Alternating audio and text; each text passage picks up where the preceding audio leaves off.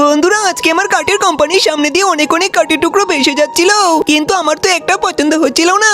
সবশেষ আমার একটা লালচে কাঠকে পছন্দ হয়ে যায়। এইবার তো আমি সেই কাঠটাকে বাজির মাধ্যমে ফুটিয়ে দিয়েছিলাম। ফাইনালি হাজার হাজার কাঠের টুকরো আমার কোম্পানির সামনে পড়ে রয়েছিল। এইবার আমি এক এক করে এখানে রোবট বসিয়ে দিয়েছিলাম, যে রোবটগুলো কিনা নদী থেকে কাঠগুলোকে তুলে আমার কোম্পানিতে রেখে দিচ্ছিল। ফাইনালি কাঠের স্তূপের সামনে আমি একটা নতুন মেশিন কিনে দিয়েছিলাম। এইবার তো সেই মেশিন কাঠগুলোকে দিয়ে বক্সের মতো জিনিস তৈরি করে দিচ্ছিল, যেগুলো কিনা আমার বেল্টের মধ্যে দিয়ে আসা ফলমূলের উপর পড়ে যাচ্ছিল। এইবার তো ফলমূলগুলোকে ওই বক্সের ভিতরে আরেকটা মেশিন সাজিয়ে দিচ্ছিল। ফাইনালি বক্সের মধ্যে থাকা ফলমূলগুলো এবার অন্য একটা বেল্টের সাহায্যে জাহাজের মধ্যে উঠে যাচ্ছিল। সেই মুহূর্তে আমি শুনতে পাই আমার রোবটগুলো অনেক অনেক কাঠের টুকরো তুলে একেবারে স্তূপ বানিয়ে দিয়েছে। এটা দেখার পরে তো আমি তাড়াহুড়ো করে এখানে আরো একটা মেশিন বসিয়ে দিয়েছিলাম, যেই মেশিনটা কিনা এবার এইদিকে কাঠ দিয়ে কাঠের জিনিসপত্র তৈরি করছিল, আর সামনের দিকে এই কাঠের জিনিসপত্রগুলোকে নেওয়ার জন্য অনেক অনেক গাড়ি অপেক্ষা করছিল।